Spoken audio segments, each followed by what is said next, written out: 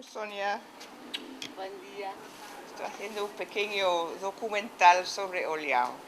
Eu já vivo em Olhão há muitos anos. Sim? Sim. ¿Te Mas eu gusta? não sou de Olhão. Sim, gosto e eu sinto-me pessoa da terra. Fui muito bem recebida, sou muito bem recebida e gosto das pessoas olhanenses porque elas são pessoas verdadeiras. Auténticas. Isso mesmo. É normal. É normal. What brought you to Olhão, David? We had a friend who was talking about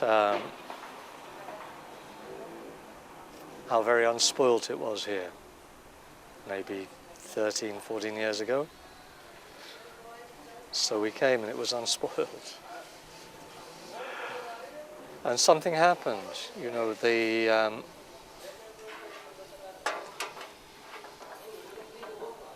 I think that what happened was we realized that it's a rare place. I think what I realized is this place runs to a rhythm that's very unchanging. So the tide comes and the tide goes. At the moment we also have tides of tourists and we have tides of foreigners buying houses, and it's a tide and it comes and it goes. And the place is unchanging, and I think we realized that very early on, that there's something very solid. There's something very dependable about this place. The biggest sin here is to be false. You can be a thief, you can be a junkie, you can be anything you want, but you can't be false. And I think that's to do with the maritime nature of the town, because here life is hard. You depend on the tides, you can lose a limb, you can lose your life very, very easily.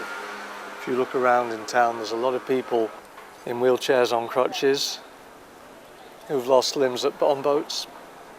There's a lot of people with rheumatoid arthritis and various forms of rheumatism from spending their lives up to their armpits in cold water. And so the only thing that matters is that you're real. Throughout the 18th, 19th century, we had a great evolution because of the fishery. This was a natural harbor, and the fishermen started building small wooden houses, which were somehow destroyed and rebuilt again, because Olhão was part of Faro, but the fishermen that stayed here were somehow fleeing to the taxation of the exaggerated taxation of the Faro authorities. So they stayed here for quite longer, but they didn't pay the right taxes.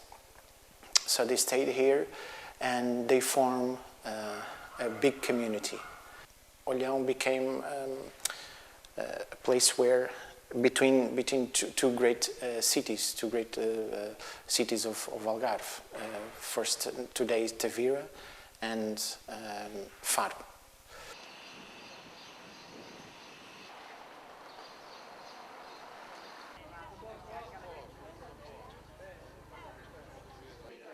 I'm from Olhão. I was born in 90. In the 80s, Olhão had a great rise in population due to the people who moved from the colonies, Portuguese colonies. And the city nearly doubled its population in the period of 5-6 years. That created a lot of social issues in the city that are still felt today. Most houses were expanded with another floor to accommodate the income of people. Families of 2 or 3 people became families of 6, 7, and the houses they had, that was it. They didn't have necessarily other homes to move to.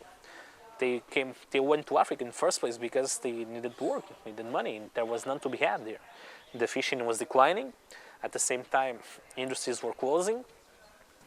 Many people had come from the colonies with almost the same as they left. It was a very difficult social situation, and the municipality did what they thought was best and built a lot of social housing. And it was thanks to it that many people didn't end up on the streets, and at the same time, it created many social neighborhoods that were crime and social issues thrive. At the end of the 90s, the beginning of the 2000s, there was a trend beginning that it's a trend that continues to this day of demolishing old buildings, many that are cultural buildings, historical landmarks, to build apartments. And initially, it wasn't so much a problem, it's just something that people took as a sign of progress. But more recently, not only due to the foreigners living in Olhão, but to a new sensibility, new awareness of a younger generation, that is being perceived as a problem because people don't want their past to be erased. Especially a younger generation doesn't want the city of their grandparents to be destroyed. I remember when Olhão was pretty much all downtown Olhão was either demolished buildings or buildings abandoned in ruins or apartments being constructed. So if you contrast both situations, I much prefer what's happening now because when the city was in ruins, there was nothing pleasing about that. When I was little, nobody talked about such things because nobody cared. Nowadays, people care, not only foreigners, but mostly locals. And that's quite important because at least that shows that people have interest in their city and are willing to take a step forward and be involved in such things. While the houses nowadays are so high-priced that only mostly foreigners can acquire them, if nothing but foreigners live here, the town will lose what they think it's authentic, its own people. If you ask me about the town's identity, I say that a town is nothing besides the people that live in it. Without people, you have no identity, you have heritage, nothing more. You have the past, no present, no future.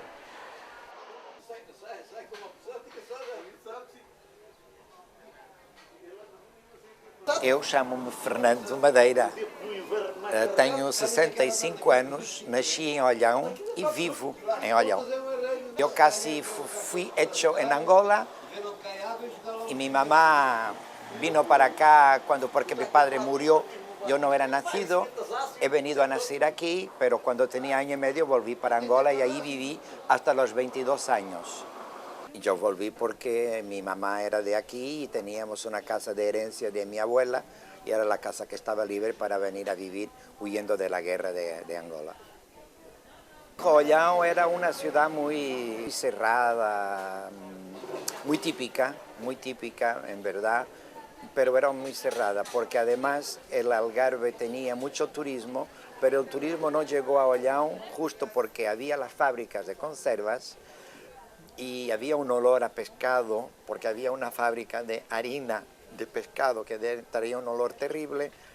Aquí las marismas traen también un olor especial y entonces la gente no venía mucho para Olhão. Además, las playas son en islas que están lejos y la gente no le gustaba meterse en un barco y llevar 45 minutos para llegar a la playa.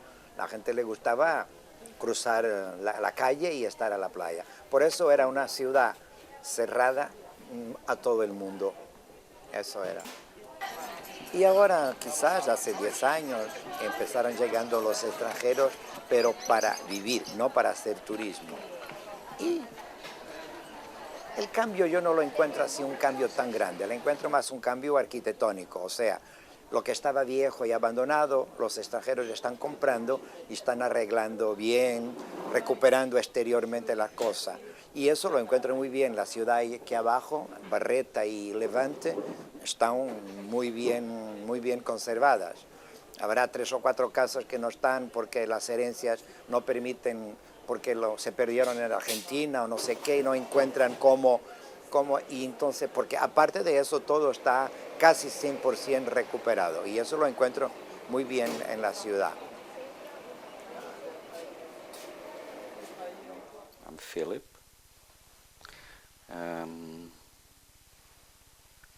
I'm a retired architect, like my wife, Eleanor.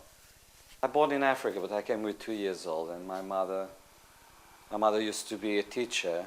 She used to teach in a very small countryside, little towns. So I'm I'm a little bit from here and from there. And we came here 1 year to buy a house in Tavira, because we came to spend holidays here. Tavira was very nice, and we came to buy a house in Tavira.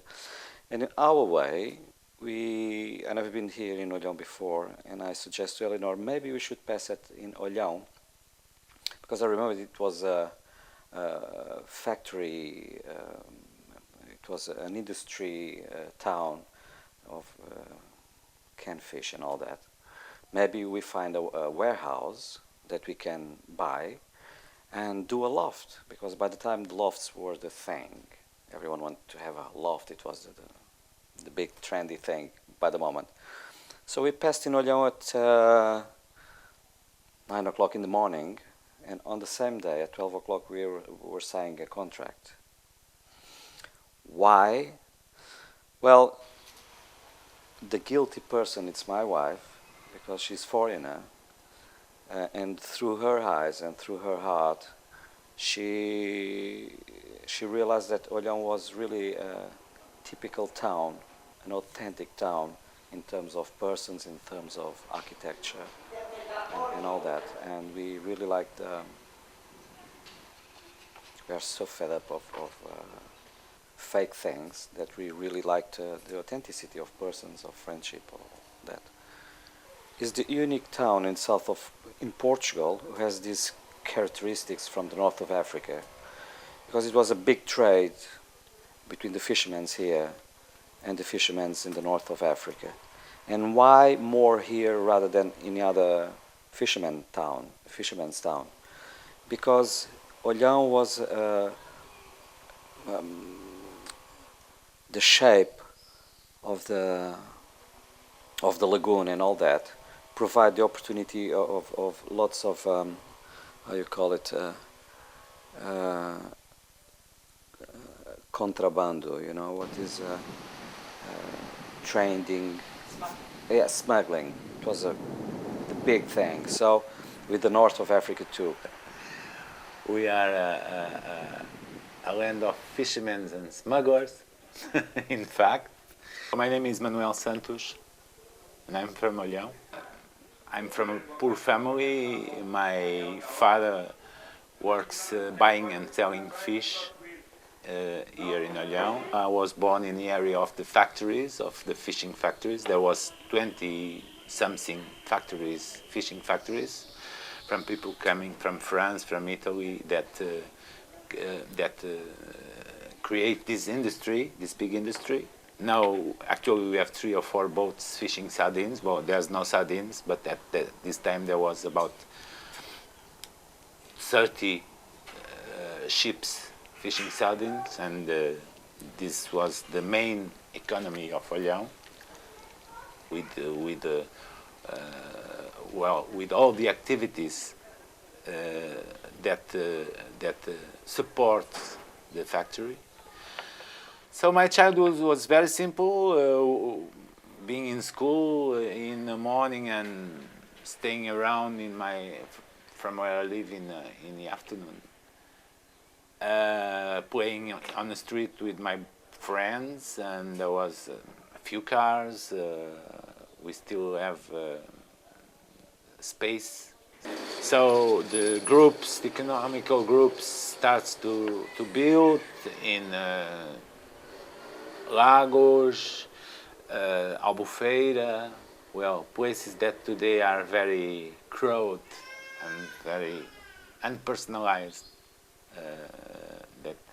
And this is the big problem of the massive tourism, is that the places lose their characteristics.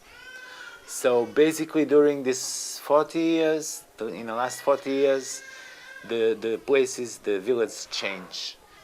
We have a very good Portuguese photographer, Artur Pastor. He photographed lots of places in Portugal in the 50s, let's say, 50s, 60s. We have this little story of the chicken with the golden eggs. this couple had this chicken with golden eggs, and they decide to cut the chicken to extract all the eggs in one's time. So they lose everything. So I think this is a bit what happened in Portugal, in the south, and what is happening during this time. My name is Maria Pereira. I'm Portuguese. We live from alojamento local.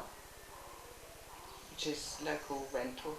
Local rental, yes. Chris, my husband, he's a boat builder, and so we are very attached to Olhão. This is my house as well. It was a very, very down house. It was like that, by side, like a ruin. And we, step by step, we restore the house and keep it like it was before. It's a nice city house, and with a traditional house with all these balconies, rooftop terraces.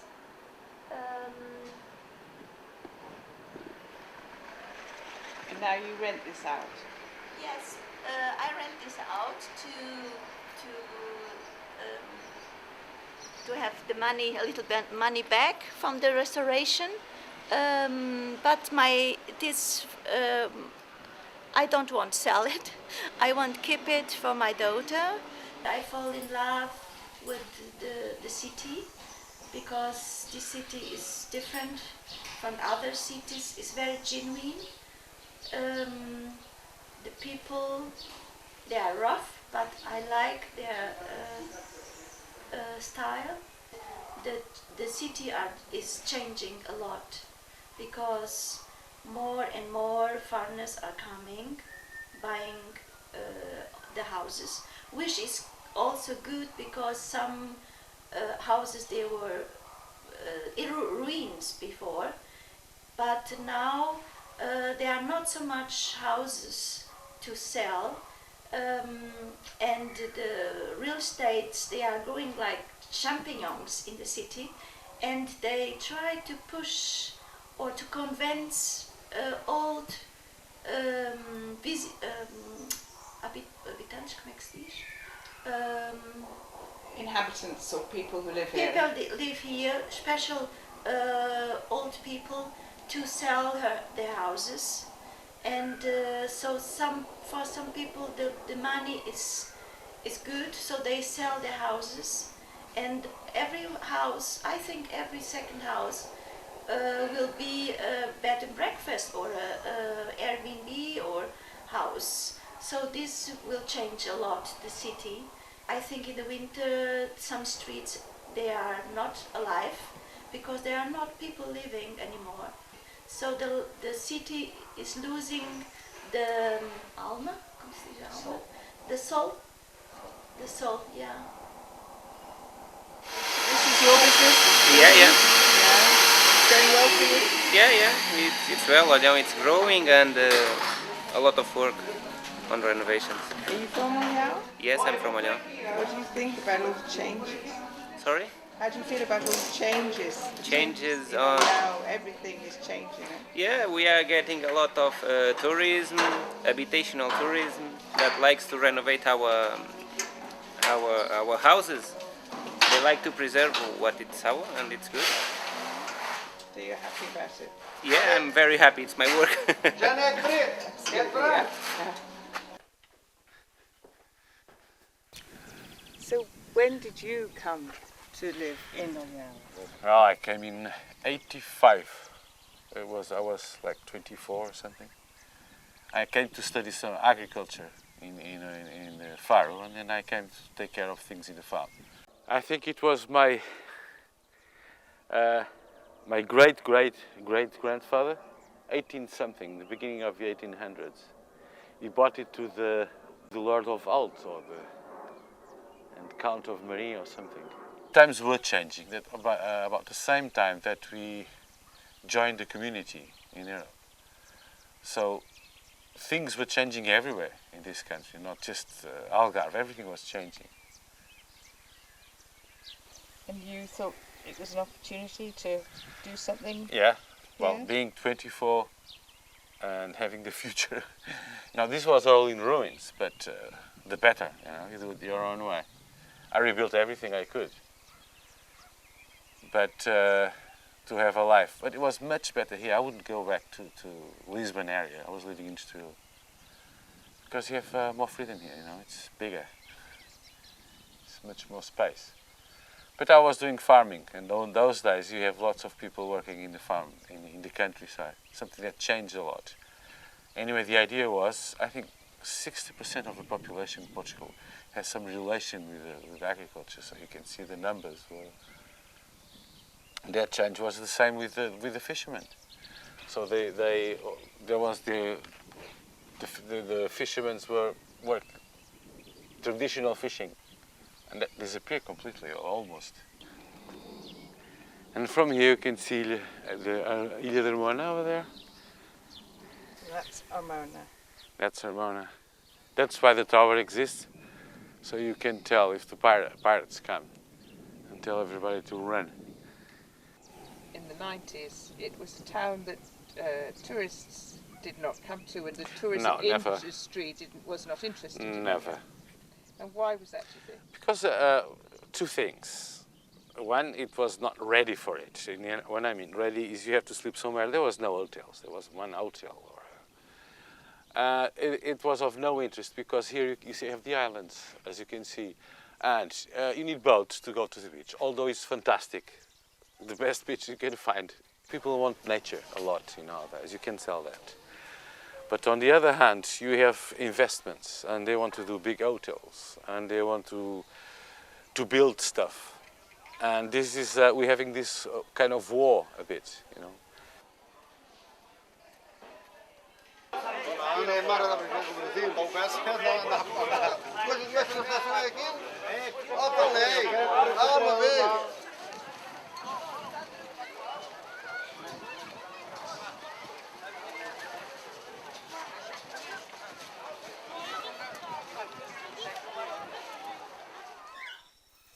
Como se chama? Manuel Pérez, E nasceu? é Olhão. Como era Olhão quando o senhor era jovem? É uma terra rica. Tinha 53 fábricas e estivas de peixes. Tinha uma frota enorme de pesca. Estava classificada entre a primeira e a terceira do país todos os anos na venda de pescado. Era Olhão, Matosinhos e Peniche. Onde é que seria mais peixe no nosso país? Era uma coisa rica, vinha o pessoal todo ao lado trabalhar para as fábricas. Movimentava milhares de pessoas todos os anos. Vendi peixe no mercado de Olhão desde a idade de 14 anos. E deixei de vender em 97, quando fui operado à coluna. Vendia o melhor peixe que o mercado tinha, era o meu. Durante 45 anos vendi peixe. E seu pai era pescador? Meu pai também trabalhava no peixe na mesma. Secava peixe, que é o peixe tradicional que faz hoje as festas por Natal, que é o litão, peixe seco. Sardinha amarela, que se comia de inverno, quando as pessoas não podiam ir ao mar, e o peixe estava salgado, tinha meses de estar salgado, estivado, e comia-se, matava à fome às pessoas. Como foi depois? Depois foi mudando, os governos foram mudando, acabaram com as fábricas, deram dinheiro para as fábricas desistirem, a pesca deram dinheiro para abater os barcos, e com esse dinheiro que deram, outros fizeram outras vidas, e a pesca toda morreu. Nós íamos, os pescadores da Fuseta e do Olhão, iam ao Marrocos, estavam lá um mês, 20 dias, 20, 25 dias, estavam lá, quando vinham trazia toneladas e toneladas de peixe. Depois os acordos dentro do governo marroquino e de Portugal não ficaram bem, porque eles também, o peixe era deles e nós íamos lá buscar. Então essas coisas tiveram influência e os barcos começaram a morrer todos, começaram a ser abatidos, a ser destruídos e a pesca automaticamente morreu toda. Agora vive-se meia dúzia de barcos aqui da pesca de Olhão, é a ria, é os viveiros das amêijoas, é o que se vai vivendo. Fábricas só temos duas, em 53 só temos duas, A vida mudou toda, completamente. Agora estamos voltados para o turismo. Como isto é sossegado, as pessoas vêm todas para cá. A vida aqui é barata e é sossegada, não há problemas, não há terrorismo, não há vandalismo, nada dessas coisas. E estamos aqui, estamos bem. Tenho casa aqui desde 1970. Depois ganhei uns tons, comprei uma mercearia e um café, nessa altura eram baratos, e hoje a minha sobrevivência é essa, porque a pensão que eu ganho de 370 euros não dá. Pago meus impostos na mesma e continuo a trabalhar com 75 anos. E é a vida de quem trabalha.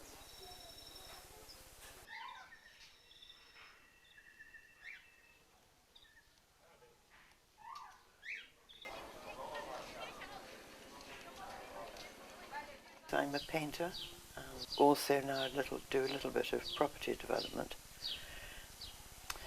Came originally to Portugal with my daughter to stay with a friend, and we rented one of his amazing old houses here. And at the end of it, decided we wanted an amazing old house ourselves. So fortunately, Piers had a stable of houses to choose from, since he's a collector of crumbling old, beautiful houses. And the minute we saw this one, walked through the door, saw this beautiful courtyard at the end, that was it really. Daughter and I both said, oh, yes, and that was on the way to the airport. And so bought it and came back, expecting it to be a holiday house, and ended up spending more and more time here, and rather the reverse of what I expected. And what brought you to Amamos? What brought me to Amamos? I've always loved Amamos over the other islands. The other islands, I can see their beauty, but for me they're a bit bleak. I know that Olhão is more of a holiday place, where mainly Portuguese have holiday houses, nearly all Portuguese. It's quite, you can rent one during the summer, but mostly it's an escape for Olhanenses and Portuguese who come down from the north. But it's very, very pretty. You get a sense that people enjoy their gardens, enjoy their houses, and come here to rest. It's just, I'm overwhelmed by how pretty it is. It's been wonderful, really. Everything about it. Olhão is such an extraordinarily special place.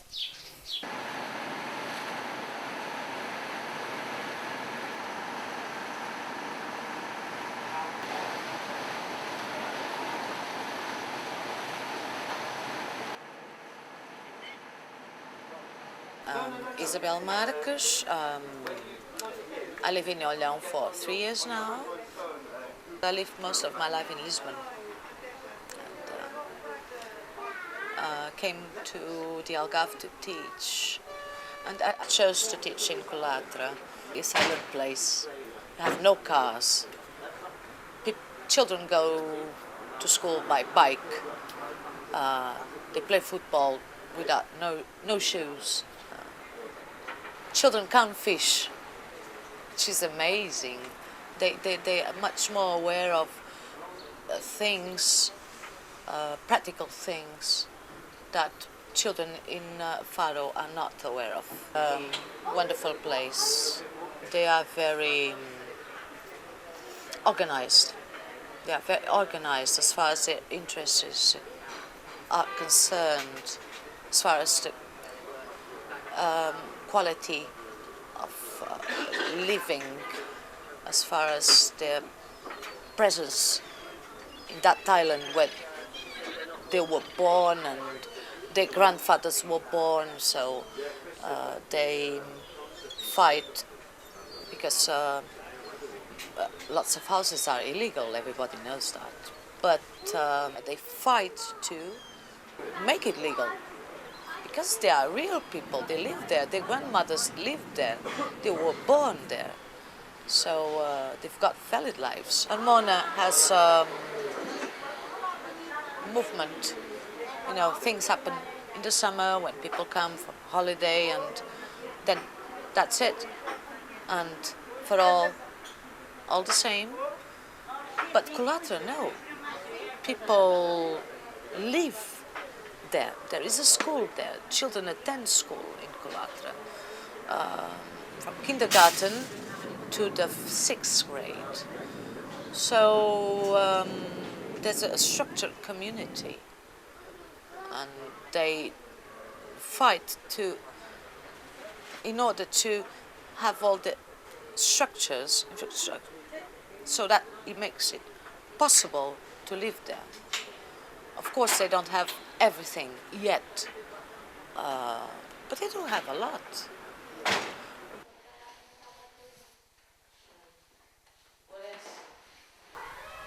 It's a very small community, it's true, it's very close as well. They've got their codes, just like in Olhão. Every place has its own codes. And Coulatra is not different. And of course, it's a small island, everybody is very close, everybody knows the neighbor, everybody knows about everything.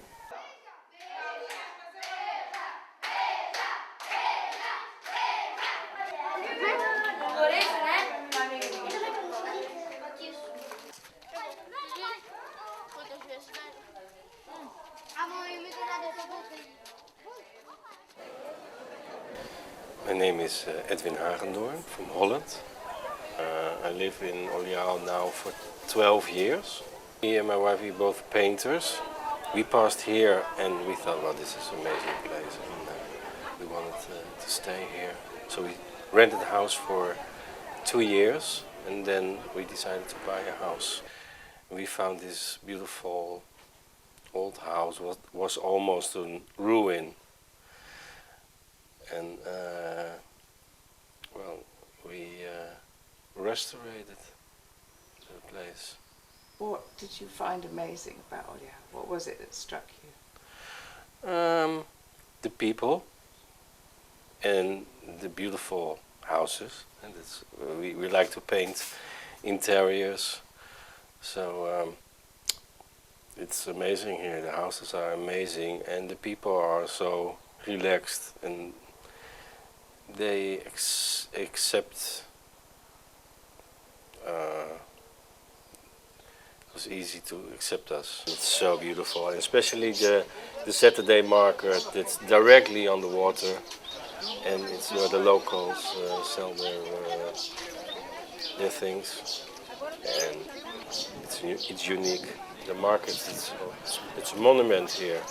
You know, it's so important. It's the place where people meet each other, and where you see it on the fish market. All the people come together there. They're not only buying fish, but they socialize there.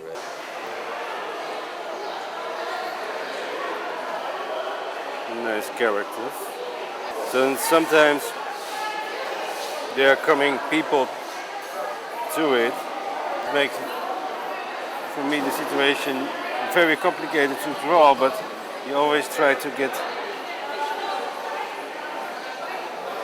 the situation out of it. Do they ever ask you for a picture, to draw a picture for them?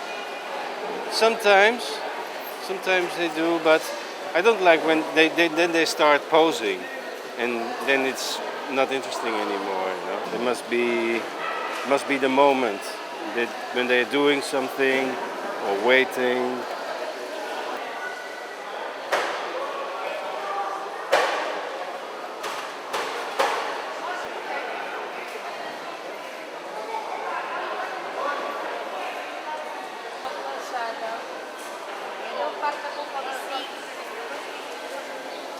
If people walk away, I just leave it like this.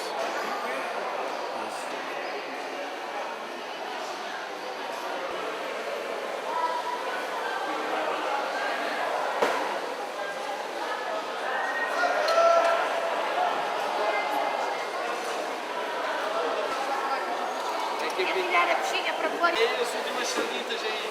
Vai acabar.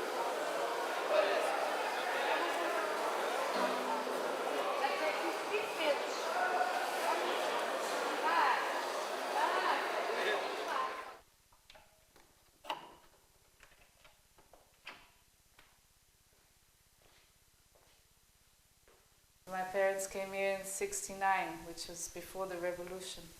So they came here at a time when no one came here. Yeah.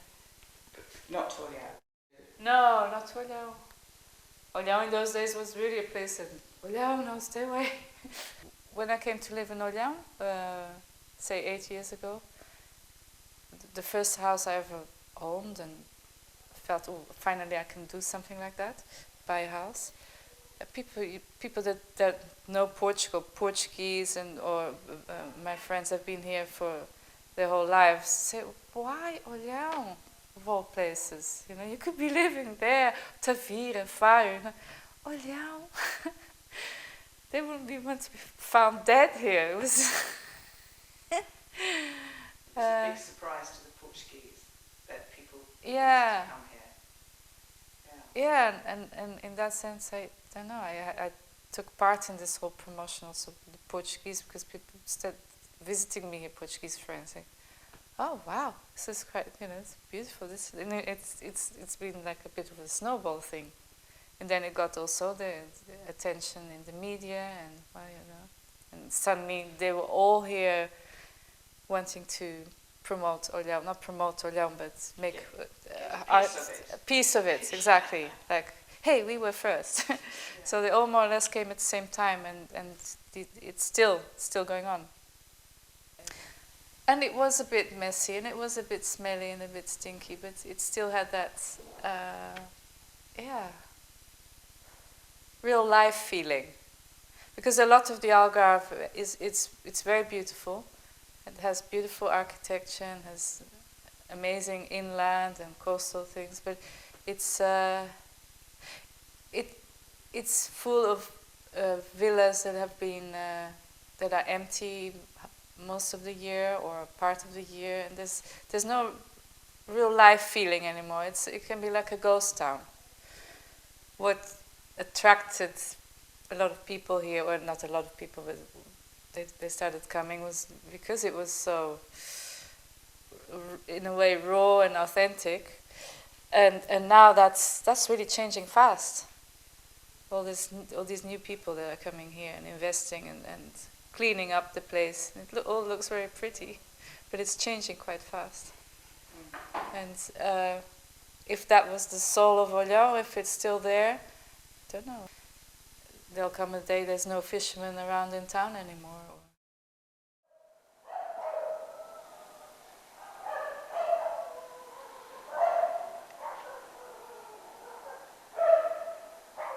I run Algarve Daily News, which is a 7 days a week, 24/7 news service in English for people that can read English.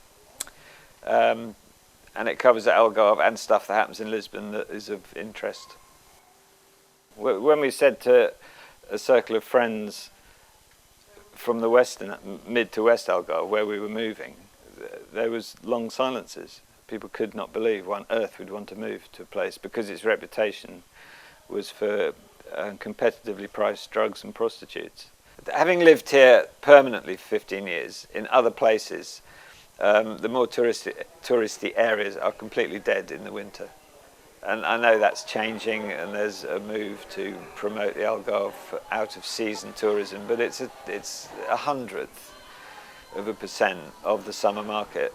So Olhão, because it's a working town, in that there are real jobs down at the docks, and real people live in the centre, it's open. The cafes don't shut, the restaurants stay open. It's quite an eye-opener, really. It continues to function.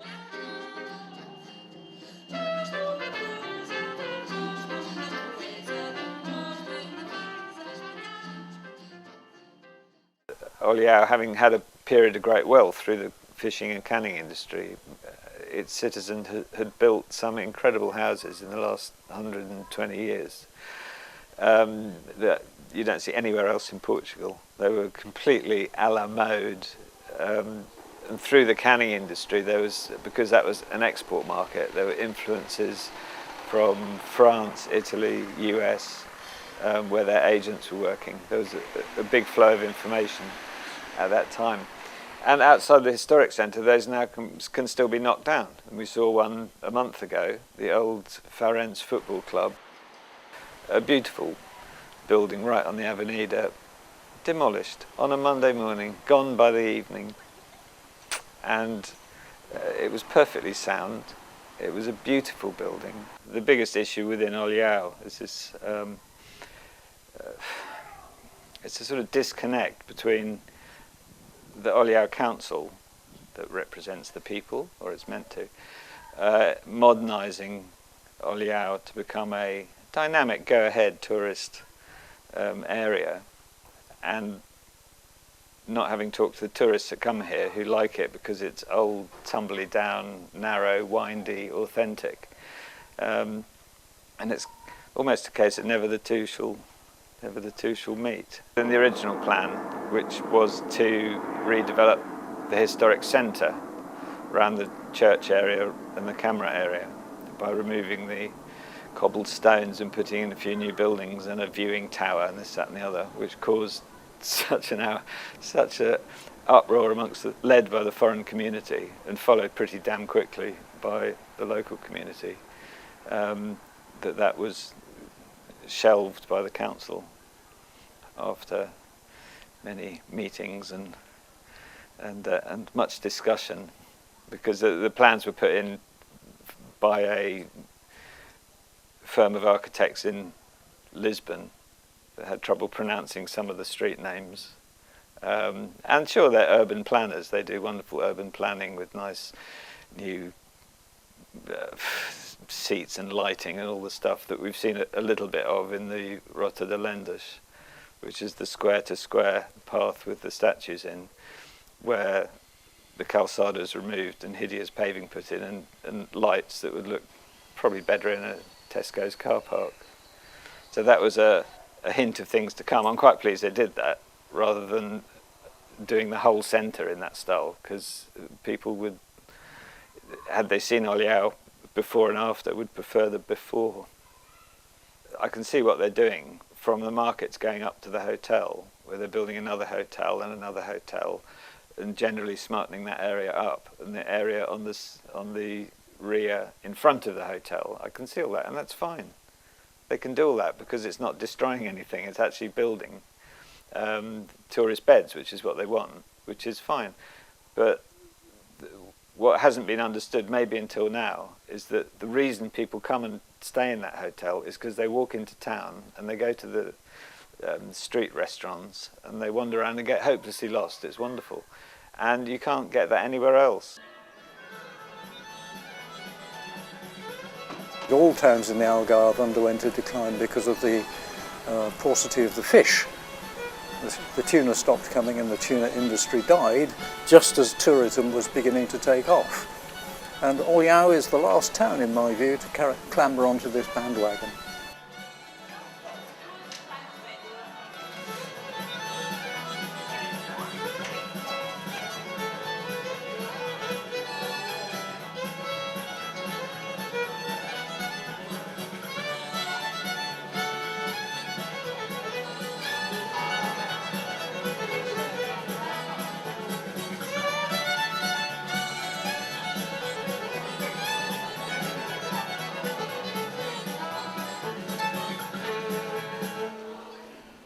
The other towns in the Algarve have really lost their industrial base.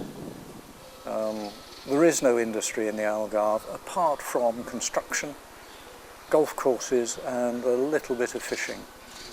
Olhão is now the biggest fish port in the Algarve, and as the stocks of fish decline, which they're inevitably doing, Olhão is clearly going to lose its importance as a fishing port, and it will become just like Tavira. The money always talks louder than tradition and culture and things that you might lose. And in any case, we're talking about individuals rather than communities. Individuals will sell to the highest price, communities may regret that the culture and traditions are being lost, but it's the individuals who drive the process, in my view. To see a building getting knocked down by a bulldozer is sickening. It's a bit like watching somebody getting raped or somebody getting their head kicked in. I think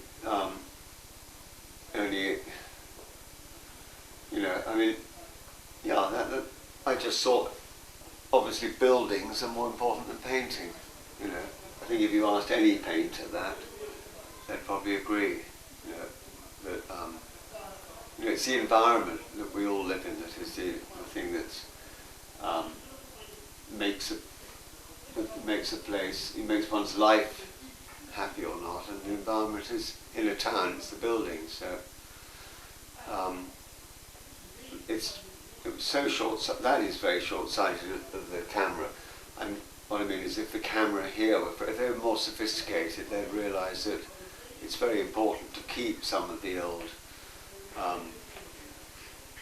buildings that made this town wealthy in the first place. So, as I say, if they get into hands of foreign people that just want to make lots of money, then it'll be the equivalent, not quite as tragic as all those palaces that got knocked down in the Avenida to build apartment blocks, which is what was happening when I first stopped painting.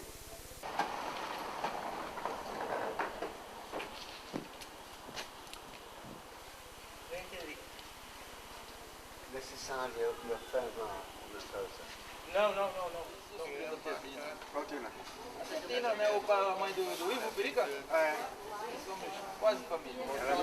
When I came here, I bought this house in 1989. I felt in love in this town. It was the feeling. It was nothing was ready. Everything was very local. In all corners there was small cafes and also discotheques. So it was 30 years. I was 35 years old, and we went out every night, and it was very, very urban. In front of my house was sitting every morning from 7 to 9 o'clock, I think 20 old ladies, and there was discussion about everything. It was a very, very great feeling to see these people, and I don't know what they discussed about, but it was very loud. It was a special feeling. Everybody was working on the street. The fisherman was out of the boats, and it was a very, very interesting place. Everything was authentic. So with an European came into, also the money came into, and they tried to make something, but they made also a lot of things wrong, very wrong. Money is going in private pockets, and they forgot the people. They forgot the social area, and so I'm not agree with a lot of things. It's changing a lot of things since 5 years, I think. So it was a slowly development, but now it's going so. And it is. I think it's dangerous. Don't take the people with you. So this was the reason why I made the party. Olhão está muito mudado mesmo. Todas aquelas casas velhas ali na zona da Baixa, que é na Barreta, é a zona turística. Os estrangeiros estão a comprar as casas todas velhas, estão a remodelar. Como não pagam os impostos que nós pagamos, têm a possibilidade de comprar casas que já estão degradadas, arranjam, depois tornam ao lugar a outros estrangeiros e fazem uma vida melhor que a nossa. Nós não sabemos aproveitar, e eles aproveitam-nos. You have to decide what you want to do. Otherwise, the camera and other interests will come and intervene. It's going to happen. So Olhão is a problem because the nice part of Olhão is the nice view. They will block it with things like boats parking there. Everybody wants to be in the front, and they will put more houses and more things. They will, if we don't stop it, of course. I'm surprised in a way because this is a park. It's a national park. From the railroad you see over there, it's all a park. So they should never do anything like that. But that doesn't seem to matter to them. I don't. Yeah, apparently, it's money as well. You know, it's who has more money will rule. Older people getting old and dying. So probably in 5 and 10 years, the whole situation is totally different here. Because they will have sold their houses to foreigners? Is that Yeah, that's also what's happening, of course, a lot. It sounded like I was being a bit negative, but I think it's because I'm a little bit shocked by how fast it went. I'm a little bit worried about this whole thing of Olhão losing its essence. For young people, I think they have no possibility to rent or to buy a house in the city, which is very sad. Yeah. And it'll be a deadly dull place to live. It'll just be lots of highly boring people that came here to make money for themselves and then start complaining about the place getting ruined. Then it'll be full of moronic people walking around taking photographs and saying, isn't that marvellous, you know. One of the most interesting things about tourism is that it not only does create, but it also destroys. Mass tourism can greatly harm a community or a city. But tourism itself is not something bad or something dangerous. It's just something that happens. Fighting tourism, it's like fighting the summer or the high tide. It's just a waste of time. What one should try for is avoiding tourism to become a predatory industry. One of the best known examples of that is Barcelona, where the people have pretty much turned against tourists because Barcelona suffered and experienced the worst aspects of tourism. But on the other hand, Olhão is experienced, at least in the last few years, the best part of tourism, which is taking interest in a zone that was struggling to keep services and jobs available. And thanks to a specific level of tourism, it became more alive. But at the same time, if tourism grows beyond what a city can hold, we risk destroying what makes it unique. I do like Olhão. I worry about tsunamis.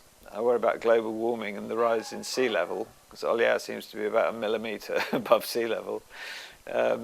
But how long's a life, you know? If I've got another 30 years, I'll be doing well. And in that time, if I have to wade to the coffee shop, so be it.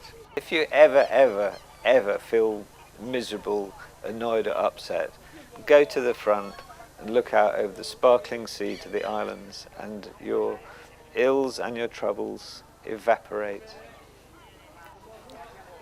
We love Olhão. Everything goes over, everything passes by, everything changes. It's always moving. So I'm not afraid for that, no. What is Olhão? A fisherman town. It still is a fisherman town. Should we keep it like that? We should, shouldn't we? But most of the times, it's not the people in town that changes everything. It's the people coming from outside, and they see a money possibility, and they build an hotel because the camera allowed it. And the changes in Algarve, actually, they're all made from people from the outside, not people from from the Algarve. It was plans from big architects' office somewhere else. So the first thing, I suppose, is people have conscience, the conscience that if they don't stop it now, it will change, and forever. it is very, very changing, very fast. So I can't understand why. My question is how to integrate the Portuguese people, or how to. I heard that in Lisbon is the same just now, and the young people go on streets and say, "Now you have to stop it. It's our country. You have to stop it," and they're right. I think it is. I've seen the prices. No Portuguese can buy. Ordinary Portuguese can buy a house like this. So it is dangerous in the whole Europe now, and also it's coming up in Portugal. I think so. Do you think Olhão will be able to retain its authenticity and its the thing that you liked about it? When I see they build new houses near this old area, and you will buy a flat, you have to pay 750,000 euro for a 3 rooms flat, then I think it's terrible, this area. So on another side, they decided in Portugal don't make more albufeiras. So I think they have learned about this from this. So, but the capitalism say it has to go more and more and more. So, I don't know where's the end. I think that the young people have to come back.